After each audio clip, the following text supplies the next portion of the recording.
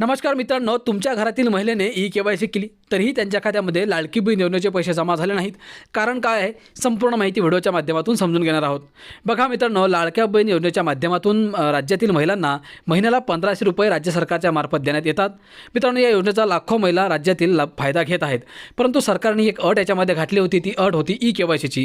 मित्रांनो, या ई-के-वाय-सीमुळे ज्या लाडक्या बहिणी या योजनेचा लाभ घेत होत्या त्यांची आर्थिक परिस्थिती समजून घेण्यात येत होती, त्यांच्या पतीचे उत्पन्न जाणून घेण्यात येत होते. तर मित्रांनो, ही ई-के-वाय-सीची अट ज्या लाडक्या बहिणींनी पूर्ण केलेली आहे त्यांनाच या लाडक्या बहीण योजनेचे हप्ते पैसे मिळत आहेत. परंतु ज्या लाडक्या बहिणींनी ई-के-वाय-सीची प्रक्रिया पूर्ण केलेली नाही त्यांना आता याच्यापुढे या लाडक्या बहीण योजनेचे पैसे मिळणार नाहीत. मित्रांनो, सरकारच्या काही अट याच्यामध्ये होत्या की ज्या लाडक्या बहिणी या योजनेचा लाभ घेत आहेत त्यांचं वार्षिक उत्पन्न हे 2.5 लाख रुपयांपेक्षा कमी असावं, ते कोणत्याही सरकारी इतर योजनेचा लाभ घेत नसावा किंवा सरकारी नोकरीवरती रुजू नसाव्या.